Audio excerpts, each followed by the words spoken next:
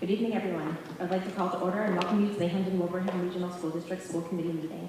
It is 6:30 p.m. I see that David Sanders from Wilbraham Public Access Channel is recording. Is there anyone else here recording this meeting? We will do roll call in alphabetical order. Cheryl Caruana. Here. Tim Collins. Present. Sean Kennedy. Here. Lisa Murray. Rich Rediker. Mike Tirabassi. Yep. And Michelle Boudreau here. If you would please stand. Mike will lead us in the pledge of allegiance.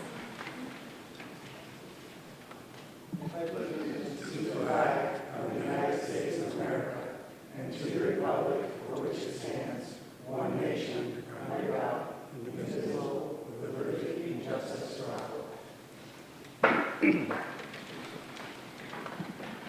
Thank you. So we are going to begin with our student representative this evening. We have Kaden Zillig. Thank you for being here. Thank you for having me. So lately we weren't able to attend the last few meetings. The last meeting that we had that we couldn't attend, we were in Hyannis for student council at our leadership conference, which went really well. We had a lot of different speakers that were there that we met, and we were able to work through a bunch of different workshops about leadership and communication and working as a team. Recently, the high school has just started their high school sports season for the spring, and tryouts have been going on this whole week. And then last night, we also had the middle school band concert. Yeah. Any questions for Kaden? No, thank you very much. Thank you.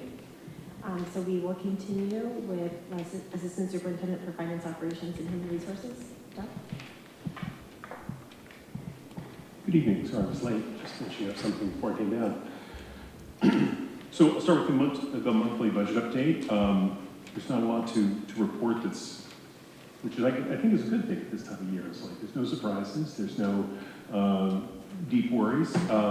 As I noted in the memo that there are, we're getting to that time of year where we really start to see what is or isn't, sort of staying on budget or not staying on budget. We're finding some areas that are coming in under budget a little bit, so I think that's helpful to us. We've got some that are over budget. We're keeping an eye on. They're continuing to track as we expect. And so I think the short story is, we're doing fine as far as our budget is concerned, and we're going to be over the next month really trying to refine the resources we have left and what our options are as we finish out the year. But I think I'll stop there. And see if there's any questions anyone has regarding either what I wrote or what they saw in the attached spreadsheet.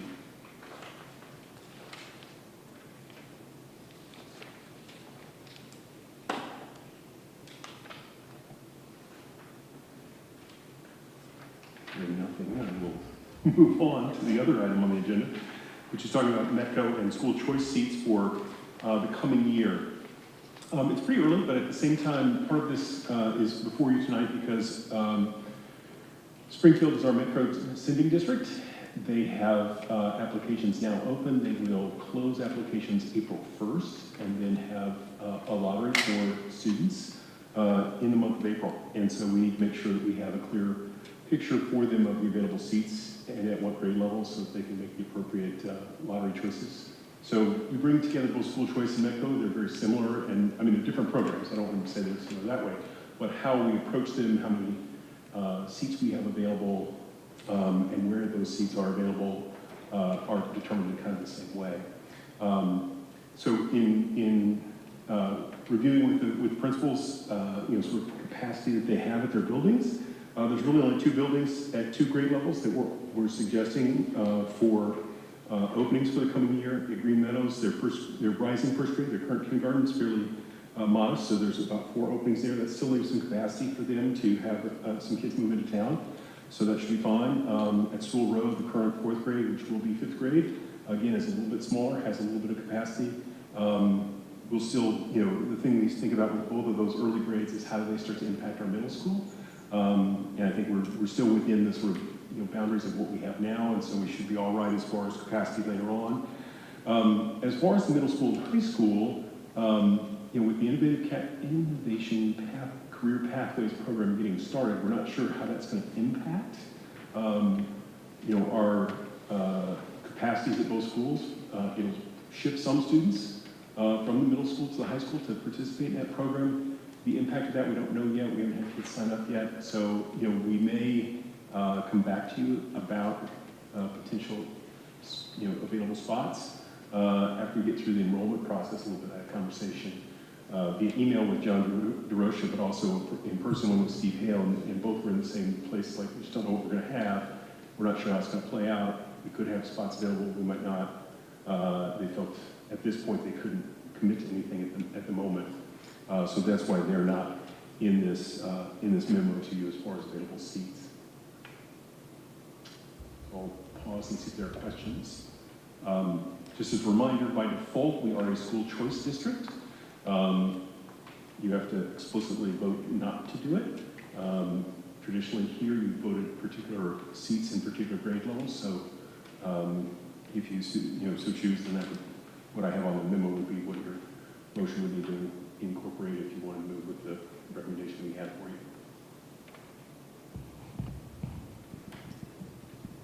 Were there any recommendations for the high school, or are we still on a path of no new school choice at the high school?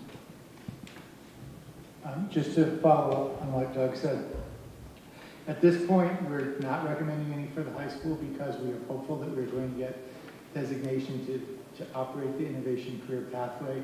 We're doing that without adding staff at the high school. So essentially what would happen is if that is successful and it enrolls about the number of students that we envision, those students who are coming up would take the seats that would normally be given to choice students. I make a motion to accept the recommendation of 4 school choice for Green Meadows for first grade and 4 new students for School Road for 5th grade. Is that the correct? Second. Any questions or discussion? Okay, so we'll do all in favor? Aye. Is anyone opposed? Okay, so motion carries 5-0. Thank you. So we will move forward with new business. So we have the NES presentation. We have Mr. Hale, Dr. Chubby, and Elliott, and Mrs. Smith.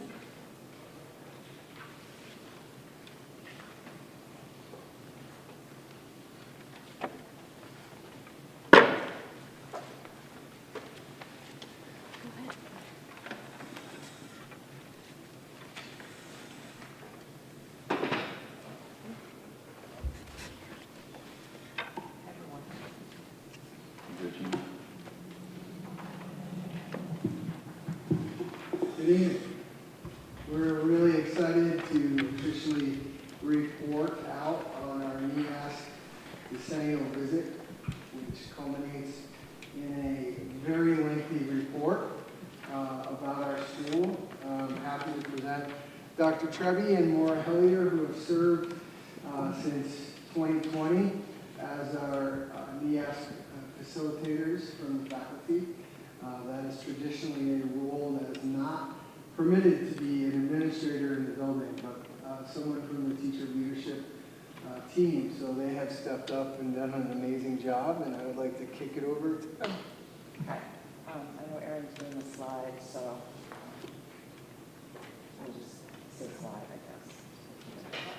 All right, so the NEAS process is a 10-year cycle, and just to give you a general idea, we did start this in 2020, and that was with a self-report, and then we had our first visit in 2022, that's our collaborative conference, and then in 2024, we had a decennial visit, and then we have future reports to write. We're not done yet, so we have 2026 in a report, 2028 a report, and 2031 another report.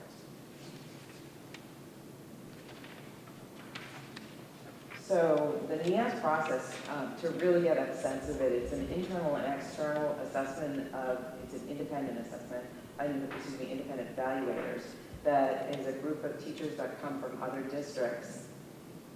And they look at the school's programs and services measured by NEAS 5 standards that are broken down into 169 descriptors of effective practice. The school's successful implementation of the effective practices is then evaluated, and they help us determine if the school is considered accredited. So as Georgina said, You can move forward. This is the wrong, presentation. There we go. No, that's totally, it's a totally different one. actually, not this one. Missing all the- We went through some edits. Yeah. You have the complete slide deck in case you want to delve deeper into what the process looks like. But we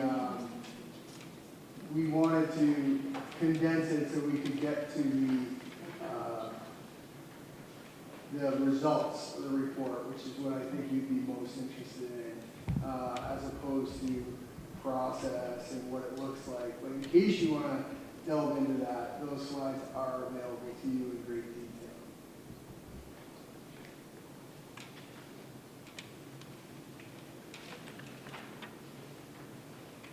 Yep.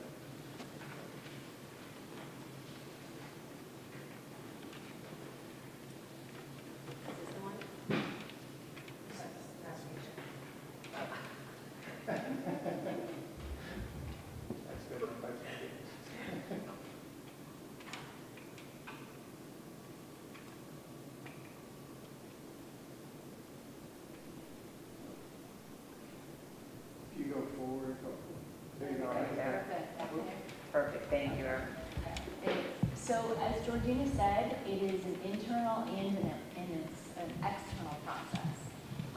So they come and they visit us over the last couple of years. We've had 2 different visits.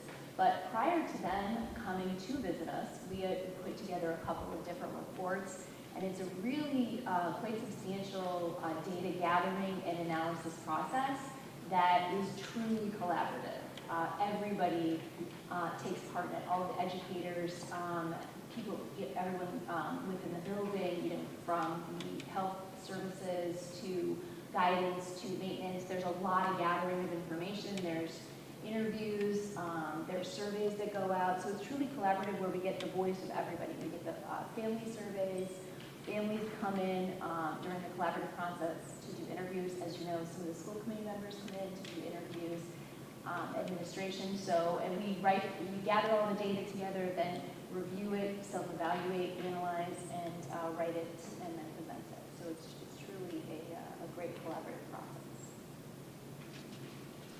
At the end of the process, I think one of the things we're most proud of too is we established the vision of the graduate, which you see in our schools, you see it in the library, and you've seen it a couple of times being presented. We expanded our tiers of support for all students in various ways. We then provided guidance to continue growth and improvement within the schools. And we affirmed the capacity for educator leadership. So this is the vision of the graduate, and this is the overarching view of the vision of the graduate. What you have here are challenge, honor, adapt, understand, and grow, which was, let's say, a mantra for us for a while, and we capitalized on that, and we call those now our values. And underneath the values are what we now deem capacity. So this is the capacity in which our students, our capacity, competencies. These are the competencies our students should have and expected to have upon graduation. This is an example of how we unpack the competency. You have the challenge, which is our value, the competency described underneath it, and then underneath that are the skills that we embody and have our students practice so that they can reach that competency level and really attain that understanding of that value. And then this goes for each one of our values. Challenge is just one example, but we do have this for honor, et cetera.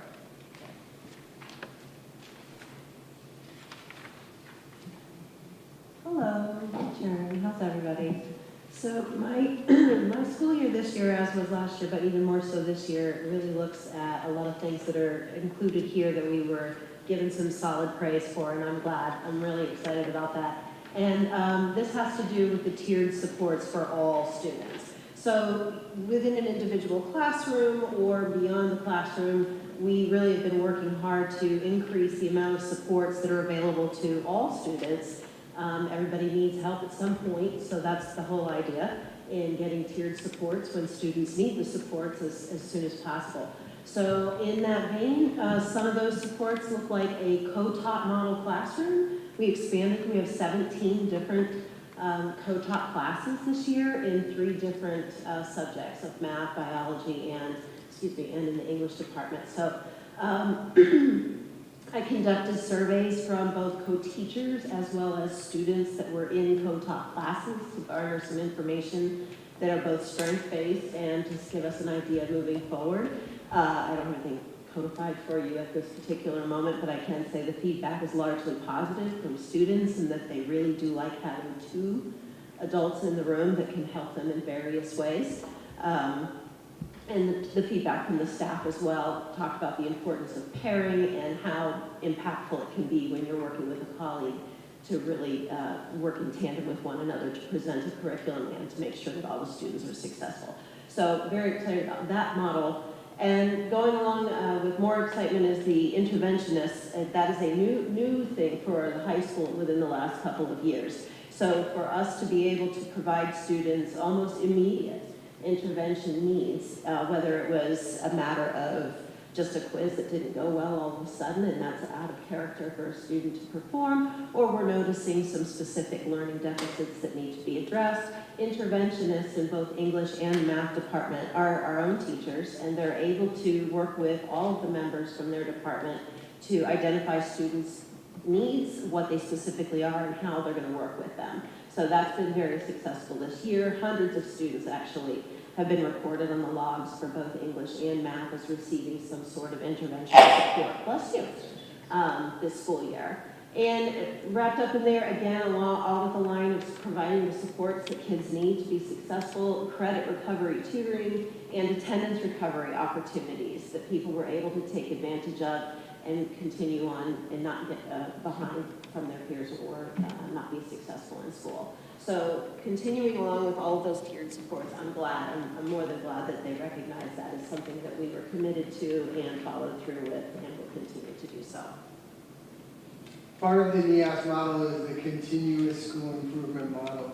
So they finished their report with areas that they hope the school continues to look at and report out in 26, 28, and 31. And really this serves as a roadmap for your future school improvement plan. So some of the highlight or some of the challenges that they asked us to look at in the future was to figure out how to embed the vision of the graduate even more deeply and consider aligning it K-12, which would also assist with our vertical alignment capacities. To also work with faculty to better understand and further develop the multi-tiered systems of support, both academically and also social emotionally. To continue to allocate time and resources and educator expertise to create relevant professional development for our teachers. And finally, and most importantly and timely to what we're dealing with today, is to continue to work with the district and town leadership to secure the appropriate funding that teachers need to be able to do what they do, to address growing facility needs as our building gets older and older, and staffing needs. So making sure teachers have the resources that they need to do the great job that they do, making sure our facility is kept up to date, and making sure it's staffed at the appropriate levels.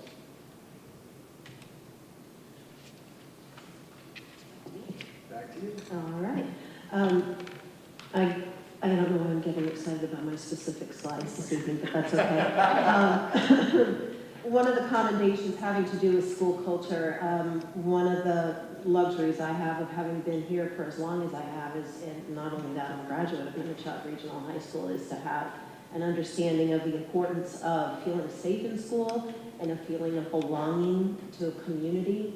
And that's something that we take very seriously here in many different ways. So I was happy to see that the positive, safe, and respectful environment and a very well-maintained building. It is remarkable if you travel to a lot of different schools. I've never seen a high school kept as amazing and clean as ours is.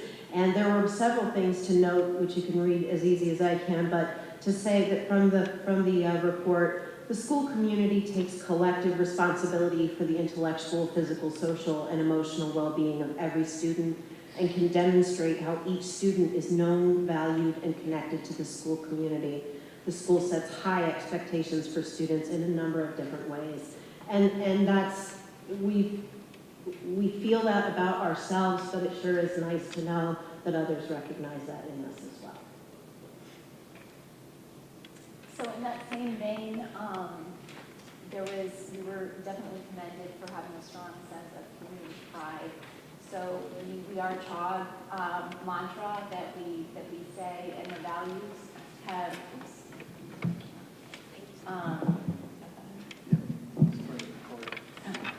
have definitely a part of our culture and are definitely points of pride. And so they specifically called out that the school has defined the values of CHOG, which, as you know, are challenge, honor, adapt, understand, and grow, and stating that it permeates the school's culture and that students, faculty, and the community are proud of the core values and embed them throughout the school. So we felt with all the work that we've done in the Vision of the Graduate, and that it's grown so organically from the We Are CHOG to the CHOG values that we were, especially pleased that they recognized that. Another thing I want to give some kudos here to the administration team. Well, these guys who are here, but also the others who are not. They were very, very complimentary of the genuine and strong leadership of the administration. Couldn't say enough about our administration team, and recognized that everybody in the building also really felt the same way. So, this quote is perfect. The administration is highly visible, approachable, and has a genuine presence in the building at events, significantly improving school culture. Initiatives such as the Employee of the Month program have increased faculty and staff appreciation and recognition throughout the school. So just really great job to the admin team.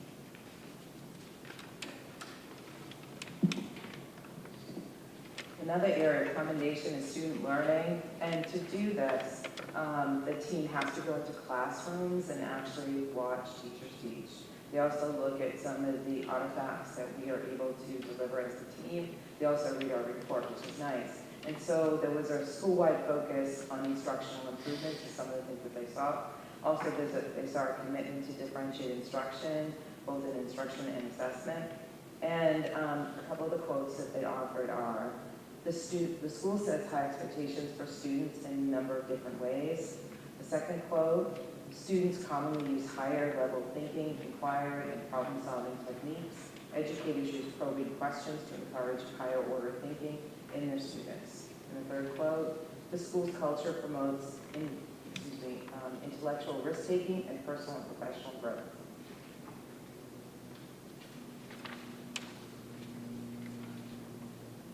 So furthering on with the accommodations for student learning, another area that they were complimentary of was the technology use. And not just for delivering instruction, but also for that kids are using technology to create projects and to enhance their learning and demonstrate their learning. They complimented that. So the other thing too is now to the IRC and the wonderful services that Georgina provides. Not only the education and the degrees and the level of expertise that she offers to us, but also the fact that she's going into classes and kind of pushing in. So specifically they said, the certified school library teacher also has degrees focused on library science, technology, integration, curriculum, teaching, learning, and leadership, and engaging with the freshman foundations classes to support students with research skills they can apply to other subjects. So, thanks. And the commendations around student learning just kept on coming, so we'll just keep going. And this kind of connects back to what I was saying earlier about all the Tier 2 interventions and strategies that we've been implementing. And so of note, the formalized process for our student assistance, we've always had a student teacher assistance team, but we've been able to develop that and expand upon it so that the multi-tiered systems of support is fully embedded in that process. And also, Just from what they're recognizing is our commitment to strengthening the intervention strategies for students, using data to drive the decisions, and it says noting the creation of or expansion of Tier 2 interventions and support. We're now at a point where, and I think it was in the SQM survey feedback as well, that our staff report knowing that we have a system. And our staff know that they've been a part of accessing supports for students, so they know that it's there and they know that they've accessed it. But we're at a point now where we really want people to become experts in this, in knowing how to initiate different tiers of support from the moment that they recognize it in the classroom and beyond. So, go last. And just before we move off of student learning, I know there's been a lot of discussion at the school committee level around shops and hands-on experiences for students. So what we did was we went through all of the shop-like experiences for students that occur at Minichog this year, as well as the courses that are primarily hands-on. And in this document, you will see every shop course that we offer and every hands-on experience, whether that's a program, a specialized program, or a specific class, and the enrollment. And you'll see at the end a tally of about 1,300 hands-on shop experiences for students this year alone. Those are not 1,300 students. We have 982 students. Those are 1,300 experiences kids have at Minichog, because I know that's been a topic that has come up. So we'll move on now from student learning to the opportunities for students that they recognize. Which is a good segue, because that kind of fits into the same vein. One of the things that they continued in both of the first report that we got in the decennial was the overwhelming amount of community partnerships that we have with, the schoolhouse with outside community. As you know, the opportunity that we increased for students beginning in grade 9 to attend CTEC, so that was another commendation, expanding the new program, and I think at that point when they were here, we had just gotten the grant for that, for the Innovative Pathways, and the extensive internship program that we had. So more specifically, speaking to just non-academic, but also just the clubs were some huge areas of praise for us. There are innumerable clubs and sports available for students to participate in, and students feel comfortable asking for a new club if needed. There is something for everyone. And so I don't know what the number is of clubs we have, but it's Over 50. Oh, I thought it was more than that, sorry. And secondly, students learn in and out of the school, and the Career to Work program provides many opportunities for students to pursue internships and learn about careers they may be interested in. So not just in the classroom, but outside of the classroom and non-academic. So it goes without saying the vision of the graduate is probably one of the things I'm most proud of. And when we look at this quote, and I'll read it to you, it really shows that they saw the work that we did and how many, the collaboration that went into it and the years that we did, really being thoughtful about our development of it. So Minichog Regional High School has invested significant time and resources in developing and integrating the vision of the graduate into the school culture. The collaborative process throughout the development and implementation process, along with the continued effort of the Vision of the Graduate Committee to review staff suggestions related to embedding the vision into all areas of the school, show the school's commitment to its core values and the competencies all students should have upon graduation. These efforts underscore the emphasis the school placed on having school culture centered on the vision of the graduate, but also highlight that the more work needs to be done to fully integrate the vision of the graduate. And that kind of speaks to our continuous improvement. That this practice, this accreditation started in 2020, 5 years ago. It has encumbered 2 separate visits to our school to observe classes, to look at data, to talk to kids, to talk to families, to really get a sense of what and who Minichog is. And overall, we have 5 standards that NEAS puts out that you have to be able to meet in order to get your accreditation, and we have successfully met all 5. The work of meeting all 169 learning practices is a continuous process that we talk about in our reports in 2026, 28, and 31 before we prepare for the next process. So it really is a cumbersome project for a school to go through. Kudos go out to Maura and Georgina for leading our staff through that process. And really, I want to compliment the rest of the staff for engaging in it, because this is definitely a process that if you're not on board, you can find ways to hide. And our staff was all on board, all hands on deck, providing evidence from their classrooms, from their lessons, from their curriculum. It was excellent, and I think the feedback we received was fitting of the work we put in.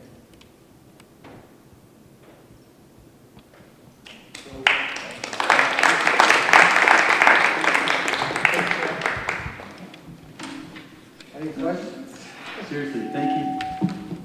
Thank you so much. I mean, this is the amount of work that has gone into this, and how great the chart came out with the vision of the graduate. I mean, that's just really great work, and it helps us.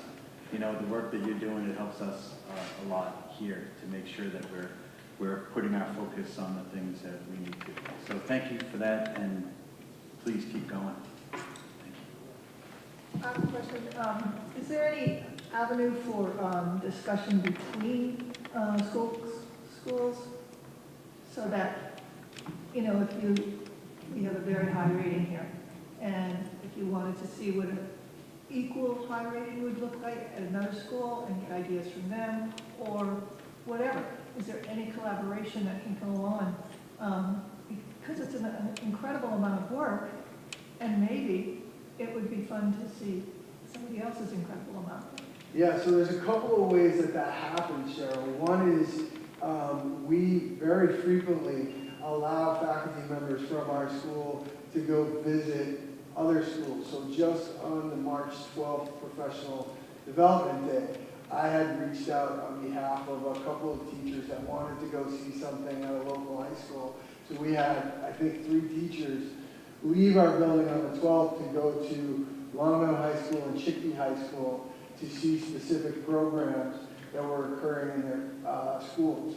So that's one way it happens. The other way is we encourage our staff to go on these NEAS visits as an evaluator. There's no better professional development. It's a lot of work.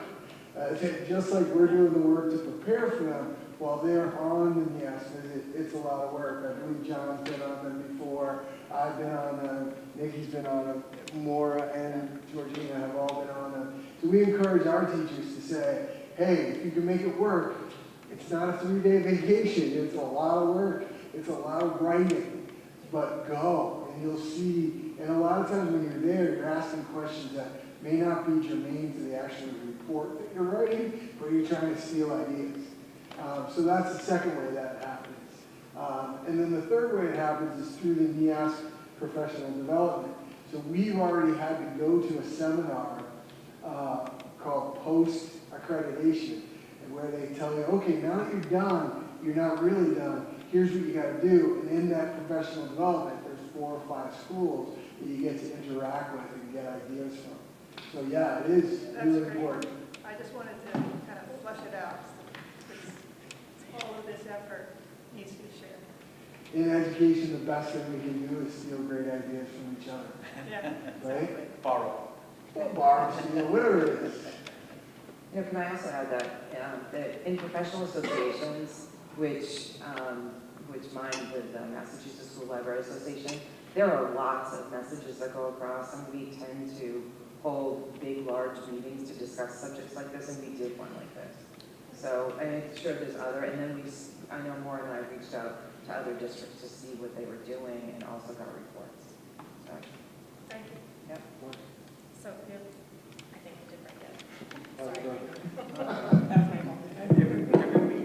know, but I did it this time, so.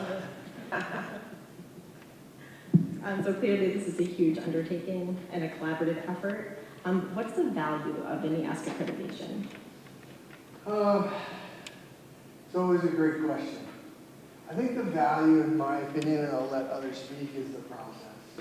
You know, the idea of taking a look at yourself and evaluating how you match up to their standards. Going through that process as a team to say, what do we do well, what do we not do well, and how are we going to grow? That's the value. The teamwork that has developed over the course of this for our faculty is the value. I'm not sure of the extrinsic value in terms of my daughter's applying to UNH. Oh, she's coming from Minichog. They're accredited, so we should give her this much merit aid versus another school that's not. I can't speak to how others measure it, but that's what I find the value in. It's a ton of work. It's the teamwork that develops the collaboration, the teacher autonomy and leadership that's created from it, and the idea of holding yourself to a set of standards and having an independent team come in to say, hey, you got to work on this. It's different than when John comes down and says, hey, you got to work on this. He's everybody's boss, so we got to do it.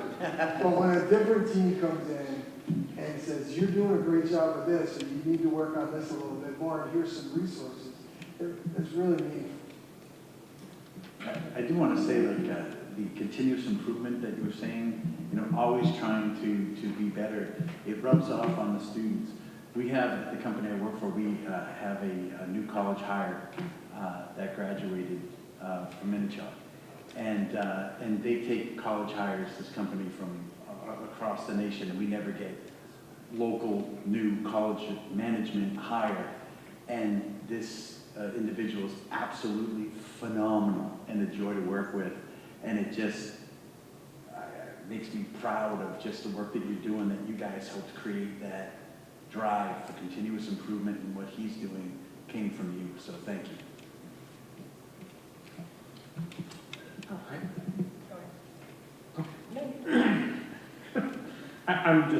I'm almost speechless at looking at the massive amount of work, and I was paging through the actual written document, with tens and tens, lots of pages. I guess my question is, how many school districts in Massachusetts go through this process and actually get accredited?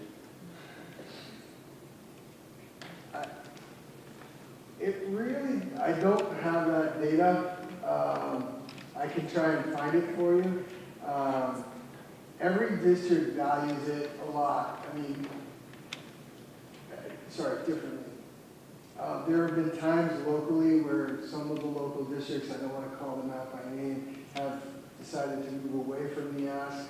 I think there's so many mandates in the state government and federal government, although maybe not too many after today. I'm not sure the outcome, but we'll stay away from that. But all of those mandates kind of create, and the mass standards have created kind of in the early 2000s, 2010s, where they questioned, a lot of high schools questioned whether it was necessary to do NEASC. So I could go and look and ask NEASC themselves. They're very responsive. In Massachusetts, I think there's 316 districts. There's less high schools, so I can find out how many of them are actively engaged in NEASC. Actually, I have some information. Okay. I did the old Google search here as of 2024. 272 public schools and 206 private schools in Massachusetts have the accreditation. Out of 659 U.S. public schools accredited, 272 are located in Massachusetts. And then out of the 532 private schools, 206 are located in Massachusetts. There you go. And that's just amazing that we are, out of 50 states, we're half, roughly. That's incredible. Thank you. Really outstanding work, guys. Thank you. if I can just reiterate, the value of the self study was just, it's amazing to go through it. I almost wish we could do it K through 12 in some way. But that when you can be reflective and to look at what you need to work on and what you've done well, it's an amazing process. I just had a few other Yeah. questions and comments. So clearly, just looking at the vision of the graduate, it looks like you're also trying to align that with the district's strategic goals, which is, so kudos to you for that. That's appreciated. I wonder what challenges you encountered during this process and what you learned from them. I think the biggest challenge for me was teaching people how to use technology. No joke. No joke. How to share a file, how to open up accessibility for us, how to make copies of something so we wouldn't ruin their template or whatever. So it was a lot of digital literacy skills that we probably taught people. Our files, our digital files are huge, huge with information. But I think from the staff, Steve was right, the staff was all in, everyone home. I think that was the biggest challenge. I think for, like anything else, it's time. Yeah. You know, like you said about some of the other districts, I mean, we're always fighting against time for anything. So it's kind of carving out the time, and it is a huge undertaking. And so, meeting, whether we're meeting once a month or we're taking time during the day, it's just, I just feel like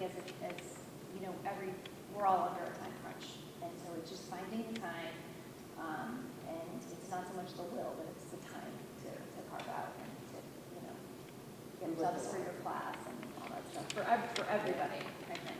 We did a lot over the summer. Time is the greatest resource and the greatest hindrance to progress. Because there's always things that pop up and get in your way. Whether you're an English teacher, a librarian, an assistant principal, time is the greatest thing that we're always fighting. We look for creative ways to do that, and people are very, very enthusiastic about the work. So that creates it. But time for me would be the biggest. Two more things. Sorry. So on one of the slides, this struck me. So it says one of the growth areas is to embed the vision of a graduate into professional development, expand it to K-12. So I wonder, does the vision currently only apply to the high school level? And then how do you plan to integrate it across K-12? Sure. So it currently exists at the high school. I will say that I was excited at a fairly recent curriculum council meeting, which functions K-12, representatives K-12, and they brought up the vision, Minichog's vision of the graduate, and found that it was, they liked it, in that it was something that made sense from their perspective at the middle school and at the elementary school, that it was something they could talk to students that they're going to aspire to. So it would be wonderful to have that K-12. Right now it's here at the high school, but it definitely is something that could be a unifying force. And with the power of artificial intelligence, I could take this document right now and change it to be grade level specific for the teachers and principal leadership of those schools to kind of adjust. We never use AI and say, done.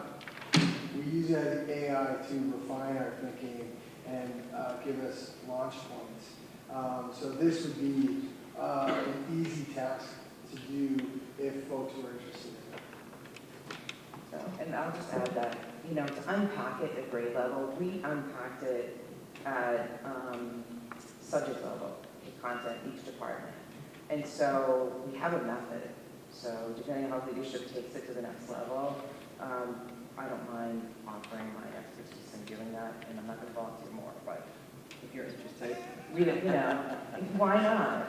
Why not go down to the other grades and help them in whatever way? The skills are there, let's unpack them for those grade levels. And then finally, this is related to the budget. So on one of the slides, it says available time and resources have been dedicated to NEASC priorities. So it allocated resources. So I'm wondering, so what additional resources might be needed to fully support these priorities? And are there any budget implications or additional funding requirements associated with meeting the accreditation standards or making sure that you can carry out the priorities? So just wanting to understand the financial impact of this process and your plans. Since 2020, we've allocated, and I say we as a district, has allocated about $10,000 a year towards this work. Now, we can say that our dues for NEAS are about $3,200 a year, somewhere around there. And then the remaining money is used in 22 and 25 specifically for the cost of the visits. But in 2021, 23, and 24 for the work associated with that. So the 10,000 is inclusive of the dues to NEAS? Correct. Okay. And then in terms of the long-term financial commitment, they're the same ideas and big boulders that we've been talking about as a district. Do we have funding to support our facility needs, not just here, but at Sewell, at Mile Tree, at Green Meadows, at Wilbraham Middle School?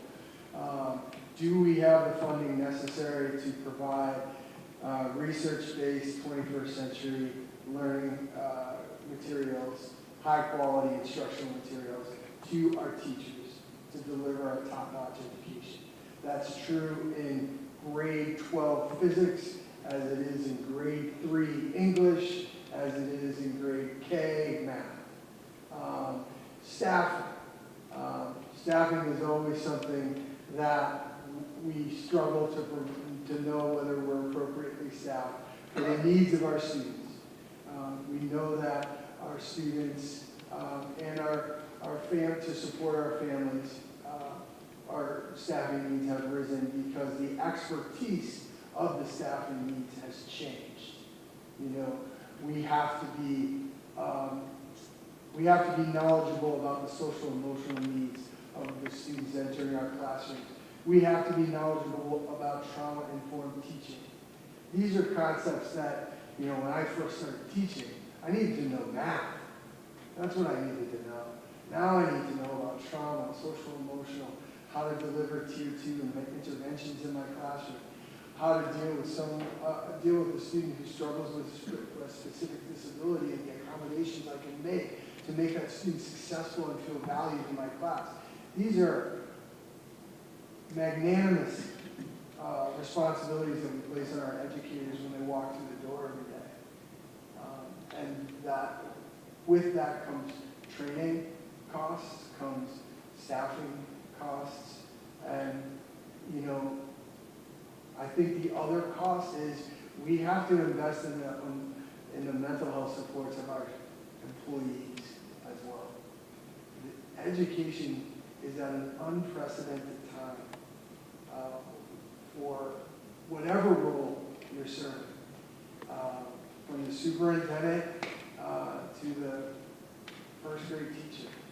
This is challenging work, and I think that is a cost that won't be represented in the ledger, but needs to be something that we consider. Thank you.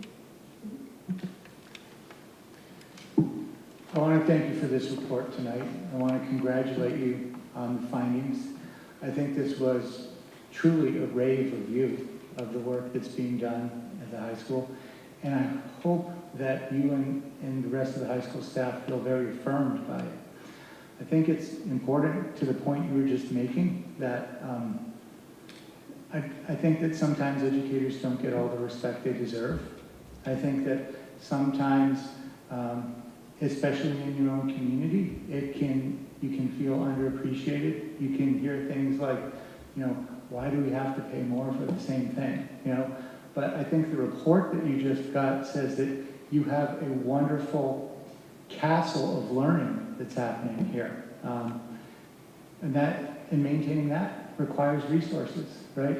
Anyone who has a resource that's worth anything has to continually make investments in it in order to maintain it at the level that it's at. You've seen from educators from across New England that in their judgment, this is a very, very, very fine school. And I think it's important that the word get out about that. And I hope that you never doubt that. And honestly, I'm really happy that it's all on tape, because sometimes I think when I hear certain things in the community, I'm going to say, I need you to watch this video, and then we'll have a conversation. So great work, thank you. John, just to your point, just again this work doesn't happen without the great work happening at Mile Tree, Stony Hill, Sewell Road, Wilbraham Middle School, and Green Meadows. This isn't an independent assessment of one building. It's reflective of the good work across the district. And I do think that's important to say. They visited our school, but we're receiving the results of the other 5 schools.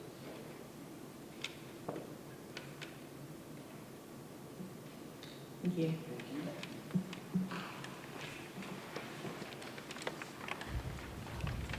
All right, so we will continue to refer the determination of honor roll status to the policy subcommittee. Tom? This was a request made by Mr. Rediker, and just for those of you who have honor rolls in your schools, just to understand, the question was whether we should look at overall GPA or some other measure rather than all A's, taking a look at what some other high schools do. So that matter, I think, could be dealt with sort of in a more fulsome and efficient way at the policy subcommittee rather than having all the discussions here. So that would be my recommendation for that. May I have a motion?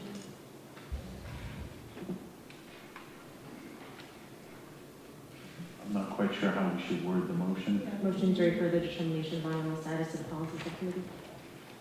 Oh, yeah, motion to refer to the policy subcommittee. Sorry. That's great. Second. Any questions or discussion? Okay. All in favor? Aye. Anyone opposed? Okay. Motion carries 5-0. Thank you. So we will move on to the authorizing for superintendent to submit statements of interest to the MSBA. So, there's a memo in your packet which is 2 pages long, but it's mostly about motion language.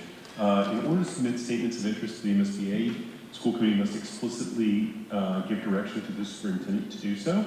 And you have to do that through formal motion language that the state has specified. So in the memo, it has the motion language. It is very lengthy, and since we're going to submit 3 statements of interest, there are 3 of them that are slightly different, for you to approve it. And then I will subsequently ask the chair to sign 3 letters that confirm that we did what we're going to do regarding this motion language.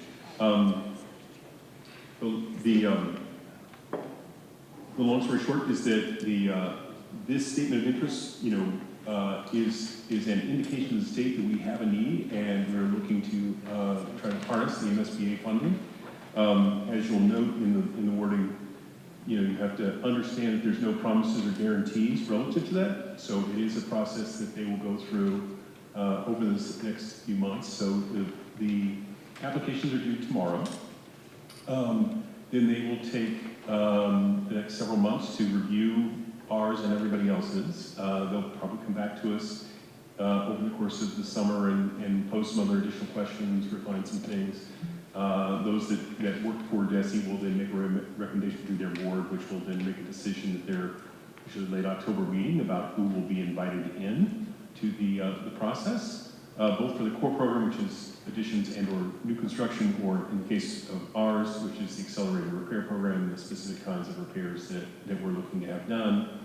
So they'll put together lists in October that then they'll reach out to those districts to move to the next stage, which will have to do with feasibility studies first and then funding for a project. But to start with, we need motions with very explicit words for the purposes of submitting our applications. The entirety? Yeah. Resolved, having convened in an open meeting on March 20th, 2025, prior to the SOI submission closing date the Regional School Committee of Hamden-Wilbraham Regional School District, in accordance with its charter, bylaws, and ordinances, has voted to authorize the superintendent to submit to the Massachusetts School Building Authority the statement of interest form attached March 2025 for the Mile Tree Elementary School located at 625 Main Street, Wilbraham, Massachusetts, 01095, which describes and explains the following deficiencies and the priority category for which the application may be submitted to the Massachusetts School Board Authority in the future. Statutory priority 5, replacement, renovation, or modernization of school facility systems to include the roof and exterior doors to maintain the building envelope, increase energy conservation and decrease energy-related costs in the school, and to increase the security of the facility. And hereby further specifically acknowledges that by submitting this statement of interest form, the Massachusetts School Building Authority in no way guarantees the acceptance or the approval of an application, the award of a grant, or any other funding commitment from the Massachusetts School Building Authority, or commits the Hamden-Wilbraham Regional School District to filing an application for funding with the Massachusetts School Building Authority. Second. Questions or discussion? Okay, all in favor? Aye. Anyone opposed? Motion carries 5-0. All right, I'd like to make a motion. You don't want to read it. No, We go should for take it. turns. All right. I'd like to make a motion, resolve, having convened in an open meeting on March 20th, 2025, prior to the SOI submission closing date, the Regional School Committee of Hamden-Wilbraham Regional School District, in accordance with its charter, bylaws, and ordinances, has voted to authorize the superintendent to submit to the Massachusetts School Building Authority the statement of interest form dated March 2025 for the Stony Hill Elementary School located at 675 Stony Hill Road, Wilbraham, Massachusetts, 01095, which describes and explains the following deficiencies and the priority categories for which an application may be submitted to the Massachusetts School Building Authority in the future. Statutory priority 5, replacement, renovation, or modernization of school facility systems to include the roof and exterior windows to maintain the building envelope, increase energy conservation and decrease energy-related costs in the school, and to increase the security of the facility. And hereby further specifically acknowledges that by submitting this statement of interest form, the Massachusetts School Building Authority in no way guarantees the acceptance or the approval of an application, the awarding of a grant, or any other funding commitment from the Massachusetts School Building Authority, or commits the Hamden-Wilbraham Regional School District to filing an application for funding with the Massachusetts School Building Authority. Second. Any questions or discussion? Okay, all in favor? Aye. Anyone opposed? Motion carries 5-0. Having convened in an open meeting on March 20th, 2025, prior to the SOI submission closing date, the Regional School Committee of Hamden-Wilbraham Regional School District, in accordance with its charter, bylaws, and ordinances, has voted to authorize the superintendent to submit to the Massachusetts School Building Authority the statement of interest form dated March 2025 for the Wilbraham Middle School located at 466 Stony Hill Road, Wilbraham, Massachusetts, 01095, which describes and explains the following deficiencies and priority categories for which an application may be submitted to the Massachusetts School Building Authority in the future. Statutory priority 5, replacement, renovation, or modernization of school facility systems to include the exterior doors and windows to maintain the building envelope, increase energy conservation, and decrease the energy-related costs in the school, and to increase the security of the facility. And hereby further specifically acknowledges that by submitting the statement of interest form, the Massachusetts School Building Authority in no way guarantees the acceptance or the approval of an application, the award of a grant, or any other funding commitment from the Massachusetts School Building Authority, or commits the Hamden-Wilbraham Regional School District to filling filing an application for funding with the Massachusetts School Building Authority. Can I get a second? Second. Any questions or discussion? Okay, all in favor? Aye. Anyone opposed? Motion carries 5-0. Thank you very much. Thank you. So we will continue with the resolution in support of FY26 state budget education funding measures. John. Thank you. As noted in my briefing memo to you, I have had some communication with other members of town government regarding the communications and advocacy I've been sharing regarding the state budget process. As you know, the state budget process is very much underway, and there is a specific package of corrective measures that we're looking for in FY26 budget to assist schools in dealing with a very difficult financial picture.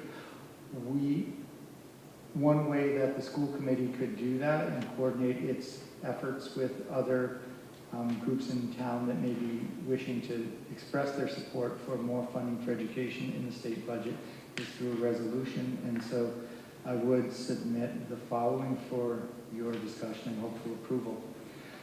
This is a resolution in support of increased FY26 elementary and secondary education funding.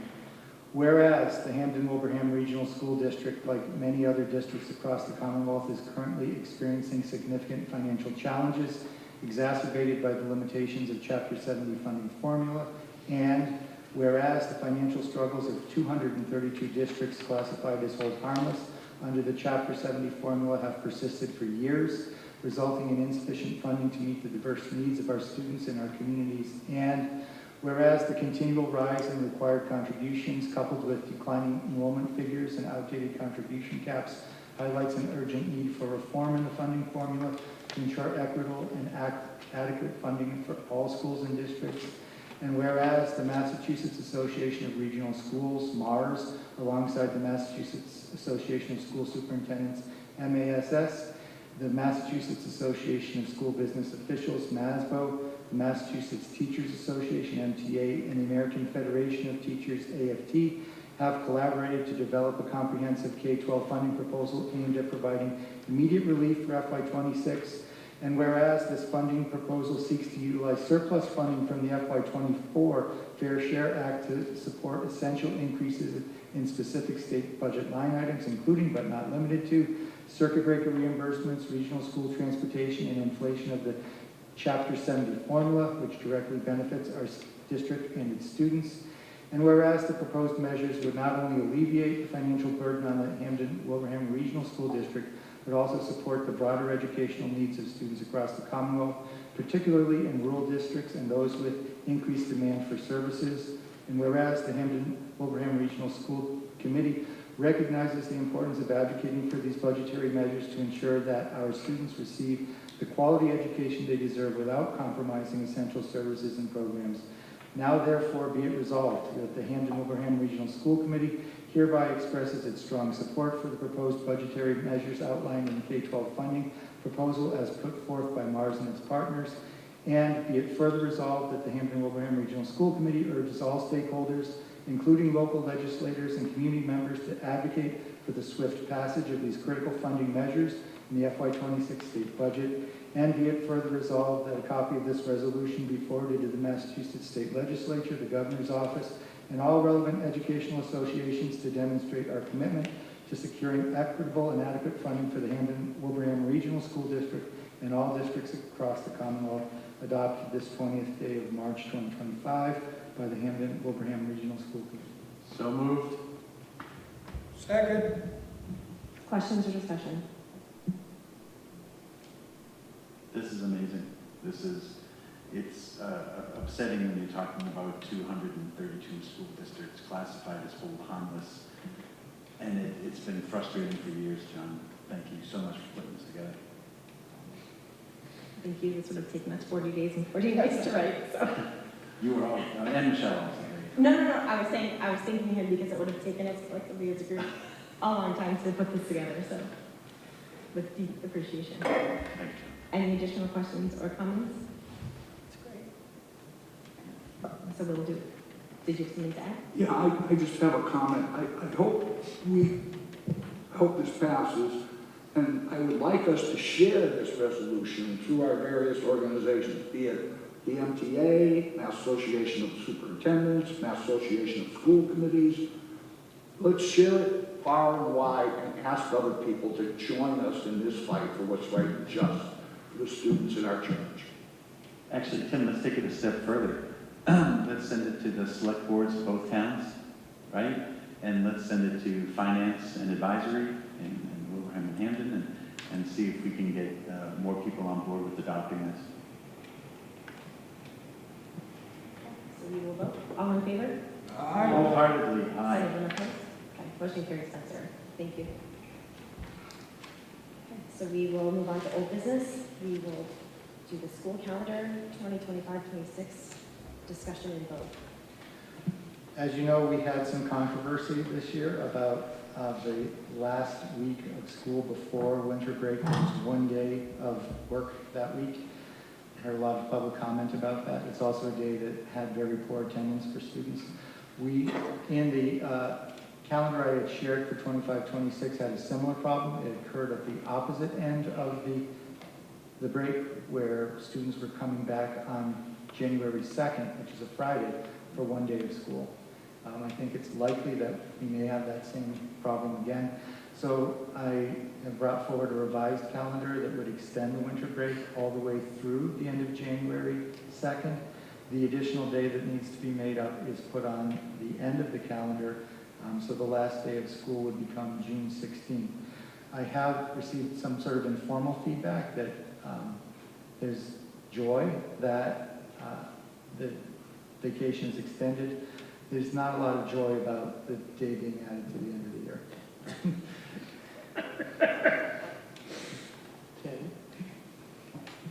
I personally, at the Kennedy household, we would rather go to school on January 2nd and have an extra day of summer than having one more day in winter and one less day of summer. But I mean, that's just personally in my family. If you're saying that the community and the people that you've spoken to, I've spoken to a lot of people, and I'm getting a mixed bag. The people that seem to be the most passionate about it are the teachers in our district that have been sending letters and such. But from the parents in the community, I'm not hearing as much as I am from our actual teachers. Other suggestions have been brought up regarding possibly looking at the Wednesday before Thanksgiving and Good Friday. Were either of those considered? Yes, actually, the Wednesday before Thanksgiving was my personal favorite. I had received some feedback that had been done once in the past and was very quickly got away from in following years because people had great concerns about coming to school on the day before Thanksgiving. Good Friday, I looked into as well and was told very quickly by members of the clerical unit that is a day they don't work by their contract, and it's a day that I think they feel is important for them to be off, and I can't imagine running school without clerical staff. So that's how I ended up on putting the day at the end of the year.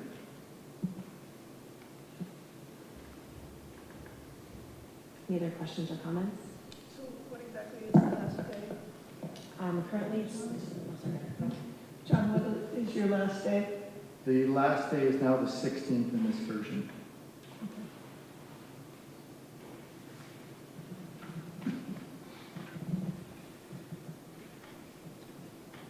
we have a motion. If there's no other questions or discussion.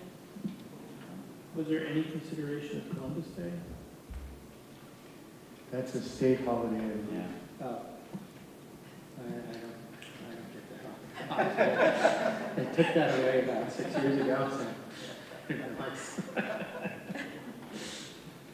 I would really like to talk to people more in the community about this exact change than actually, do we need to vote on it now? I'd really like to get feedback from a lot of the parents. I know I have some letters from some teachers, but if it's okay with everyone, putting it off until the next school committee meeting to vote, just so that we can really talk to people and because I was talking to a parent about the three-tiered system, and make the school a little earlier, some people are gonna be happy, but then other people are not gonna be happy, you know? It works that if, you know, making it a little later maybe affects one person negative, but then coming home later is a positive. It's this web that you pull one string and every string gets pulled. I know we already have our vacations and everything planned for next year and such, so, you know, what will this change? Will parents have to call out on a Friday to be home? I mean, it's a whole, I know it's just one day, but I'd like to, if we could have a couple weeks just to talk to people. I have two questions. So the only change, just to be clear for those of people that don't have the calendar in front of them, the only change that we're talking about is we return to school January 2nd, 2026, which is a Friday, right? That's the only change. So you're saying that we will not be returning to school on the 2nd. We will resume classes on January 5th, which is Monday, after winter break in the new year. So then presumably the last day of school would have been the 15th, and the new last day of school would be June 16th. Correct. So that's the only modification to this calendar. And the second piece is, have you gotten feedback from the union?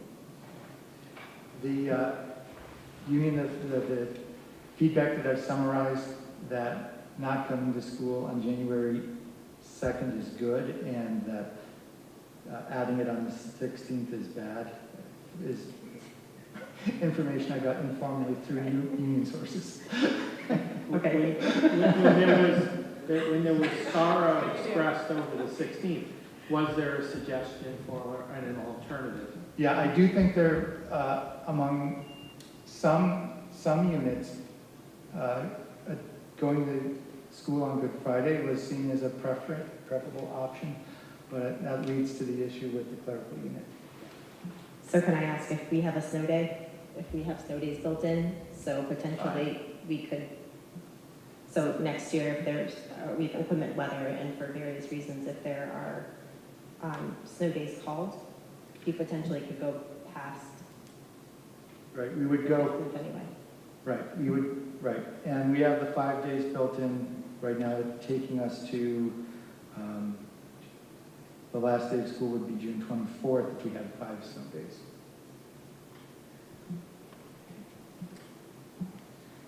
I mean, I personally don't have any problems with this change, but, you know, I think we're probably all we're going to be doing is changing one day that will have poor attendance, or another day that will have poor attendance.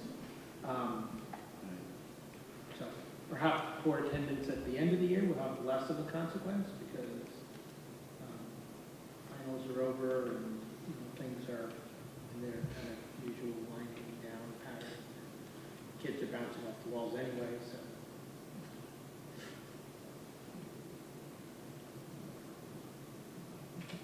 So what's the consensus from the school committee? Is anyone willing to make a motion? Would you like to? Is everyone okay if we just postpone it till the next school committee meeting so we can talk to people more?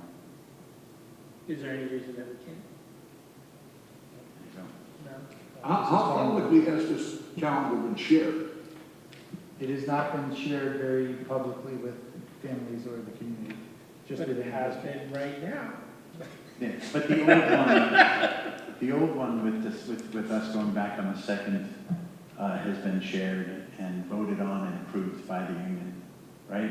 No, we only discussed it, so it has been shared publicly. Oh, but it has been approved by the union, We did okay. have it at the meeting where we approved this one, Yeah. a couple of years, was it 2 years? When we approved it, we discussed it, but didn't vote on it. So it was with the second, return on January 2nd was in our meeting.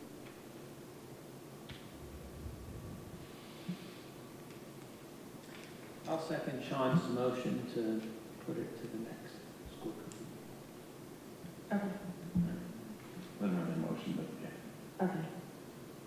Sure. Did you make a motion? So we can just, you don't have to have Yeah, Suchanda formally make a I motion. didn't formally make We a can just, motion. we'll put it on the next agenda. We'll just put it on the next agenda. Okay. Two, So we will continue with the FY26 budget process, update assessment letters. So in your packet are forms of the assessment letters for budget you voted on the, was it the 6th or the 7th? Losing track. 6th, it would. As noted, well, anyway. So the point is that this has a similar form to what it's had in the past. There is a slight difference. It's just separate on the back of the traditional operating and debt budget is the capital. That's technically an assessment to the communities. And so it's called out separately. It is, and I think taken up by the communities when they do their capital approvals. That second piece is an item that they vote, just like the specific projects we ask for that are building specific for the buildings owned by the communities. And so this reflects the numbers. Like I said, it's voted in your budget with the increase projected. And then the sort of grid-like form is the actual note from the treasurer that will get sent. So officially in the regional agreement, we're supposed to have the treasurer send a notice, so she'll actually, I think I made a version of this with her signature line on it. So our treasurer will actually sign that before mailing it over via certified mail. We're required to have this to them by April 1st. Obviously, if you make any decisions about changing anything relative to the budget, you voted the budget, but if you decide to change that, then we'll adjust this accordingly to those before we send it over, or if it's after April 1st, we'll send a new copy with the new changes. So this just has the details of what you voted and what the overall budget was, and then the commitments of the towns relative to that.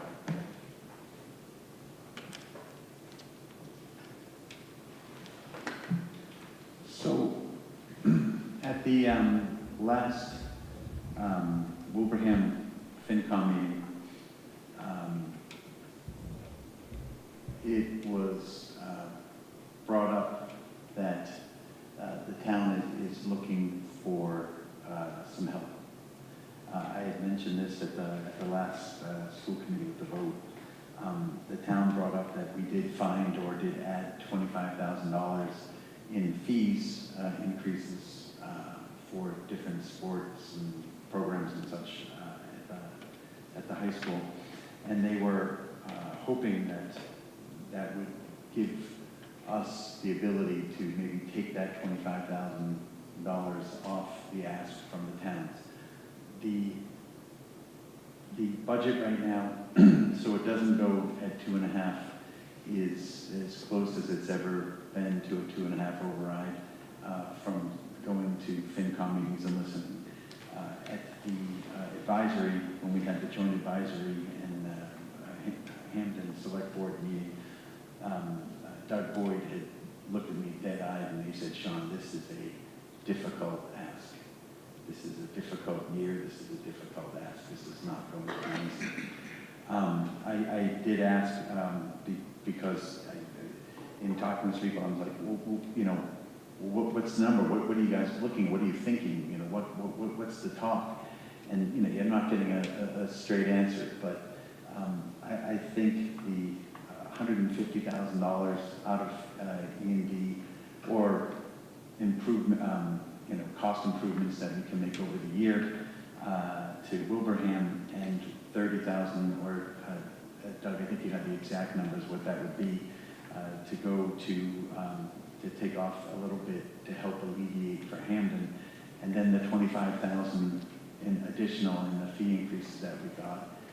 It was specifically mentioned, and we are the only budget that has not been voted on or approved yet by FinCom in Wilbraham. They are really asking for our help.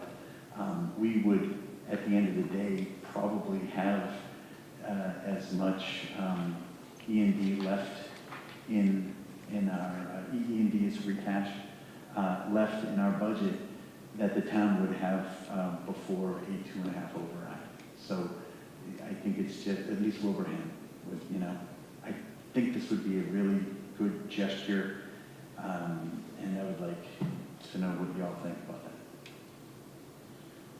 What are the specific numbers you're looking for? 150,000 to take off for Wilbraham, 130,000, Doug can give you the exact numbers, and then adding that 25 in, so I guess it's a total of 205,000, and I don't know what that, if you can give us the exact numbers, what it would be for each town.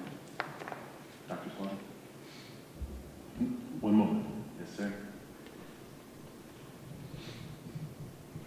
So if we take, if we use an additional 187,500 in E&D, that will lower Wilbraham's assessment by $149,093, I think it was, and will lower Hamden's by 37,000 or so. Must be 2%. It'll lower those two. And then if we do $25,000 of offset from revenue generated by the fee change, then that boosts the total reduction to $212,500. And the impact on the assessments will be, you know, much more modest with 25,000, but still it'll boost that up. So, you know, it will alter the voted budget amount, and it will also alter the assessment amounts. Because the 25,000 would be, would directly reduce the overall budget from the 57,289,029 that you voted. The use of E&D is really only an impact on the assessment side. It doesn't affect the base budget. It's just, it's because E&D use is considered revenue, which is considered differently and after the budget's amount is set. So that's how it would play out, and that would be the two numbers. But If we use the $187,000 from E&D, what are we left with? It gets us down to, let me just do a quick bit of math so I don't do it in my head.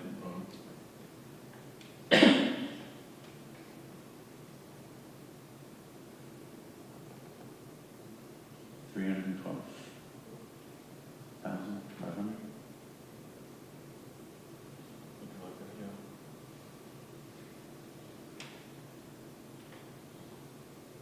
Yeah, it's probably about 350, about 350,000 left in E&D. You know, we're not in a circumstance where we're doing borrowing, where something like a healthy E&D, I mean, that's not an unhealthy number for E&D, but you do want some cushion.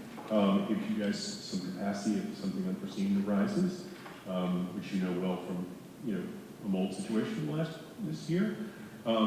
At the same time, it's probably a big enough amount. 350 is probably a big enough amount. I mean, I like a little more, which is part of why what we gave to you was leaving you with a little more capacity there. But at the same time, it's not the end of the world. If we were doing borrowing, where we need to have, you know, a bunch of pieces of our financial picture in a certain order for the bonding agencies to rate us and that sort of thing, you know, it might be a little different story, but we're not going to do any borrowing, not short term anyway. And so I think, you know, that it doesn't pose a risk from that standpoint. So it's really, you know, to your comfort level of whether you want to make an adjustment to the budget. So I guess I have a couple questions, and first a comment I want to make. I guess what's becoming a pet peeve of mine is the comment of efficiencies, right? Because a lot of times that comes in the same sentence from other ruling bodies, you know, oh, just find efficiencies and stuff. And I think it's important to be said that this school district, despite its amazingly outstanding performance, has been under incredible financial stress. And every year our building principals are asked to, okay, find out, let's find out what you can do without this year, and find out what you can do without this year. And it's year after year after year. So I'm almost taking offense to the concept of finding more efficiencies, because I don't think it's fair to keep asking that of the schools. Now, that being said, I think that we may be in a financial situation where we can provide some more help to the towns. My actual biggest concern over that is, last year we put about $750,000 of E&D to support the budget. And this year we had a good E&D amount, which was fortunate and lucky, and it's much higher than it usually is. And so if we make this change, you know, we've already contributed $1 million of E&D towards making the budget happen this year. When we make this change, okay, we'll be contributing almost $1.2 million of E&D towards making the budget this year. I do not think it's foreseeable that we will have anywhere near that amount of E&D coming into the budget cycle next year, which means that by putting this additional amount of E&D, we are helping them this year, but we're like hurting them 2 times as much for next year. Because every bit of E&D we don't have that contributes to the budget next year is an automatic budget shortfall before we have seen health insurance costs rise, electricity costs rise, benefit costs rise, and all these other factors that every year drive the school budget up that are not within anyone's control, right? Because we're not going to take away health insurance, and we're not going to take away benefits, and, so that's my biggest concern. It's the financial situation for the towns is serious, and I'm not saying that I object to this. In fact, I think I'll support it, but I think we have to pay respect to the seriousness of the financial situation and the fact, that we're already concerned about what might be happening next year, and anything we can do to minimize what increases are going to happen next year is going to need to be done in terms of what anyone else's expectations might be.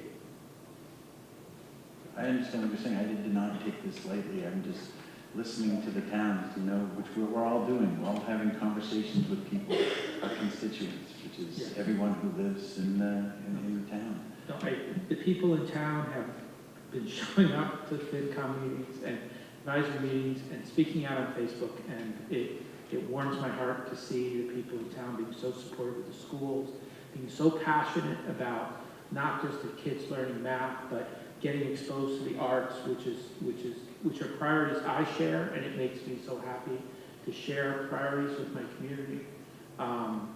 So it's, so those are my comments. Just to add one point on that, if you don't mind. So our kids were playing at the concert last night, right? And it was an amazing job for the middle school. I was blown away. My son does baritone saxophone, and he was supposed to be playing in the hallway, the saxophone ensemble, but the teacher who led it was ill, so he wasn't able to do it. My son played me a recording of his rehearsals, and there's this really cool part where he's around and he's just, on the baritone sax, how deep and rich it is, right? And he's doing this solo, and I'm like, wow, dude, that solo is so good. And he goes, yeah, I improvised it. It's a little different each time. Where did that come from? I mean, it was good. I didn't know it was an improv. So what we're doing in teaching with math, with music is math. I mean, it's teaching the brain to do things so differently to the point where he's like improvising, and it's blowing my mind. So, music and everything that we're doing, yes, we need to do better on our budget, which is something that we had talked about maybe forming some committee to find other ways of bringing revenues in to help the towns and this work we're doing with the state. It's all very important. But thank you. Thank you very much. One of my concerns with lowering E&D is, in general, the way that we've maintained our buildings is we've been reactive. We haven't been proactive. We have a building that is 12 plus years old. Things are beginning to fail. We know things are coming down the pipeline, so I just feel that we could do better with ensuring that we're able to, take on repairs as they come and not be in some sort of urgent situation where we have to go to the towns and, because we didn't take care of something earlier when we had the money to do so. We often talk about having a stabilization fund. We don't have that, right? So there's just, I think there's other ways to do it. As far as the $25,000, I guess I can appreciate what they're asking, the ask. That is a potential savings of $25,000. If they are not able to field, the high school's not able to field teams, then they don't have all that revenue. My guess is that the fee increases would be if they have the maximum amount of, if they have enough players to field some teams. So that's a concern about as well. Any other comments? We're not voting on this. This is not on the agenda. But we can certainly continue the discussion. Can we bring it up? We are talking about the budget and the assessment letters, and if we're going to approve the assessment letters, can't we change the numbers on this? No, it's not on the agenda to vote, to change, or to revise and change the budget.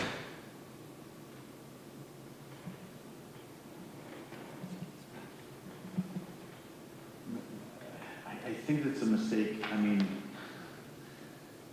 the towns have made it very clear they need our help, and they're asking for our help. They're begging for our help. And next week, next Wednesday, I think is the last time they can vote on the budget. So I don't like how we've handled it over the past years, where, you know, we say what we want, and then they come back and they're going back and forth on a number. They've made it clear, they're asked, they're giving us time to respond, and I just think it's our responsibility as citizens and taxpayers of the town and representatives on this committee to step up and help the towns that have been helping us for years immensely. I don't think that anyone's saying that we don't want to help the town, Sean, and I don't think that, I'm not saying that I won't support it, but the question about where we stand in regards to open meeting laws, we don't have control over. I don't know if it has to go, wait for the next meeting or not. It doesn't have to 100% be here without knowing that this was going to come up.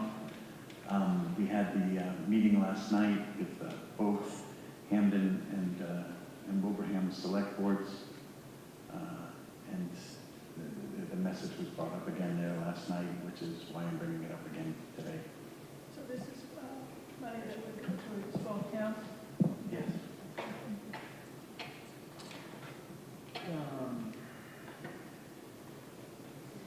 Sure. Project upgrade assessment letters. I thought. The reason this was on the agenda is because in both years I've been here, assessment letters have gone out that have been controversial. Not that we expected them to be controversial, but we don't want there to be surprises. So if the committee is contemplating some kind of a change to the budget, you could direct us not to send these assessment letters, and then you could have an opportunity to meet, give us more direction on what you'd like to have in the assessment letters. So the other thing I'll share is at the Wilbraham Finance Committee last night, they were discussing, because I think they have, certainly, the school's budget, I think they might have police and fire left as well, I'm not sure. But they were discussing when they had to have their final votes in order for the warrant to be officially signed. And I think that when we start, I think without question, they can do it as late as the 2nd of April. I think technically it might have till 9th, but I think that's the absolute last day, and I don't think the town administrator wants to go quite that far, and I don't think they do either. So I think there's, there are a couple weeks still before they take, before at least the Wilbraham Finance Committee takes its final vote, if it decides to wait a little bit. I don't know off the top of my head, I don't know what the school committee schedule for Our next weeks. Our next meeting is the 3rd of April, the day after that.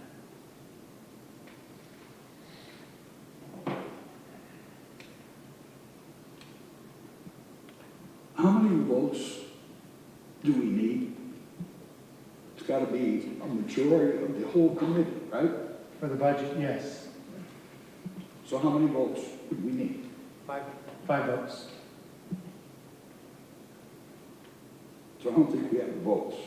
We have 5 votes, right? They may not all be in the affirmative, so if they're not all in the affirmative, we don't have all the votes.